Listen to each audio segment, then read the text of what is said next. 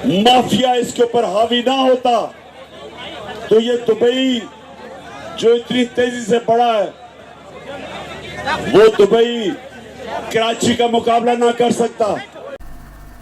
अस्सलाम वालेकुम नाज़रीन, इलेक्शन की मारामुरी शुरू तो हो गई,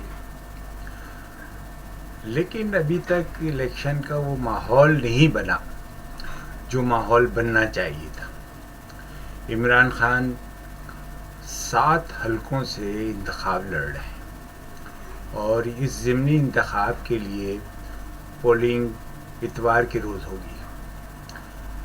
अब इन 7 नशिस्तों में से 2 नशिस्तें कराची की भी हैं, तो जहाँ पूरे मुल्क के अंदर जलसे इमरान खान साहब ने किए और लोगों से हल्फ लिया, तो इस आखिरी मरहले पर उन्हें कराची भी याद आ गया और आज वो कराची पहुँचे। यहाँ उन्होंने बार से भी खिताब किया, बल्दियाती उम्मीदवारों के एक इजलास से भी खिताब किया, उनसे हल्फ भी लिया और शाह फैसल में एक जलसे से भी खिताब किया। इलेक्शन के नताइज जो हैं इसके ऊपर इमरान खान का जो आइंदा प्लान है, वो प्लान बी या सी या जो भी जिसको कह लें, उस प्लान का सारा दारोमदार 3 इंतखाबात के नताइज पर है। इलेक्शन के इन नताइज के बारे में बहुत पुरुमीद है और उन्होंने जो लॉन्ग मार्च की तारीख़ जिसके बारे में पहले कहा जा रहा था कि 16 अक्टूबर जो है वो लॉन्ग मार्च की तारीख़ होगी, लेकिन उसको मुलतवी भी इसीलिए किया है कि वो इन इलेक्शन में जो ज़िमनी इलेक्शन हो रहे हैं जिनकी 7 सीटों पर जो है वो इमरान खान इलेक्शन लड़ रहे हैं, तो वो ये चाहते हैं कि इस इलेक्शन में भारी अक्सरियत से कामयाबी हो और जब उनको ये कामयाबी होगी तो उसके बाद ही वो फ़ैसला करेंगे कि आइंदा लॉन्ग मार्च की क्या हिकमत अमली होगी और किस तरीक़े से वो आगे बढ़ेंगे। पाकिस्तान में नवाज़ शरीफ का आना फ़िलहाल तो मुश्किल ही लग रहा है।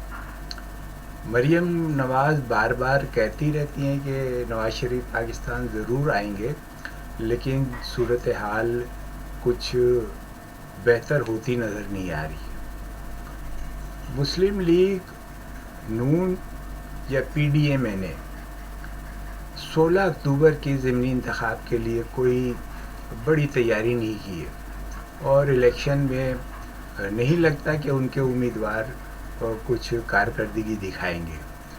इसलिए तवक्का तो यही है कि इमरान खान 16 अक्टूबर के ज़िमनी इंतखाब में भारी अक्सरियत से ये 7 नशिस्तें जीत लेंगे और यूँ वो पाकिस्तान की इंतखाबी तारीख़ में बेक वक्त 7 नशिस्तों पर कामयाब होने वाले पहले रहनुमा होंगे। इससे पहले भुट्टो और मुजीब को ये एजाज़ हासिल था कि वो 1 से ज़ायद हलकों से लड़े और कामयाब भी हुए। इमरान खान भी गुज़िश्ता इलेक्शन में 1 से ज़ायद हलकों से कामयाब हुए थे, लेकिन अब जो ये 7 हलकों से बेक वक्त लड़ना ये एक उनकी इनफरादियत है और इसमें जो है अब जो भी कामयाबी या नाकामी या जुज़वी कामयाबी जो भी हो वो इस बात को मुतय्यन करेगी। को कराची वालों ने पिछले इलेक्शन में भी मुंतखब किया था, लेकिन उन्होंने कराची की नशिस्त को जीतने के बाद खाली कर दी और कराची को बिल्कुल भूल गए, जैसे वो हुकूमत में आने के बाद कराची को भूल गए थे। तो बहरहाल कराची के लिए पीपल्स पार्टी और PTI दोनों बराबर हैं और यही बात जो है आने वाले बल्दियाती इंतखाबात में प्लस पॉइंट दे रही है हाफिज़ नईमुर रहमान को। कराची में बल्दियाती इंतखाबात 23 अक्टूबर को होना है। हाफिज़ नईमुर रहमान ने इस इलेक्शन में पोलिंग स्टेशंस पर رینجرز کے ساتھ ساتھ فوج کے تعیناتی کا بھی مطالبہ کیا ہے. یہ ایک بڑا مطالبہ ہے، اور کراچی میں جس طرح سے پیپلز پارٹی دھاندلی کرنے کا ارادہ رکھتی ہے، وہ پولیس اور اندرون سندھ سے پولیس کو بلانا چاہتی تھی، جو فی الحال ان کو میسر نہیں آ رہی.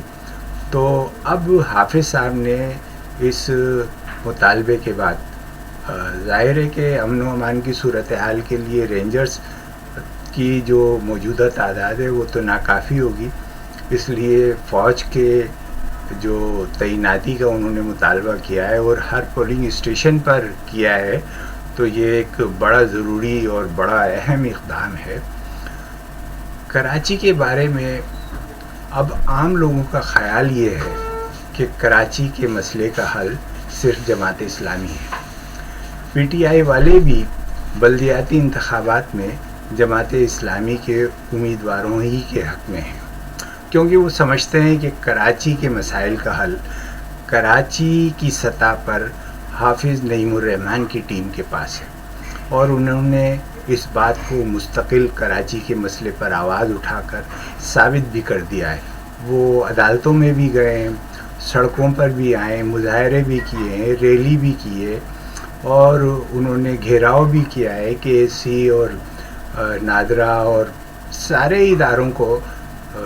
تو یہ بات اب لوگوں کو سمجھ آ گئی ہے کہ کراچی میں نچلی سطح پر اگر کوئی کام ہو سکتا ہے تو وہ جماعت اسلامی ہی کر سکتی ہے.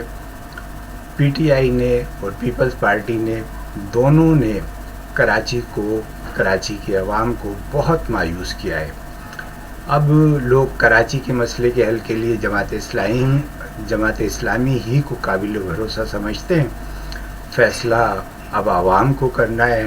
اب دیکھتے ہیں کہ عوام کیا فیصلہ کرتے ہیں، لیکن بہرحال کراچی اس صورتحال میں اس بات کا متقاضی ہے کہ یہاں دیانتدار قیادت آئے، صاف ستھرے لوگ آئیں، وہ لوگ آئیں جن کو عوام سے ہمدردی ہو، جن کو دل میں اس شہر کا درد ہو، جو اس شہر کو صاف رکھنا چاہتے ہوں، جو اس شہر کے معاملات کو حل کرنا چاہتے ہوں.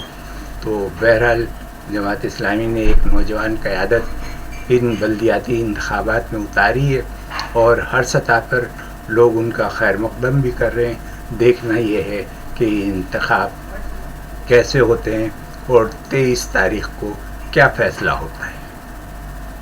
ہمارا چینل اگر اب تک سبسکرائب نہیں کیا تو سبسکرائب کر لیں، لائک کریں، اپنے کامنٹس کریں.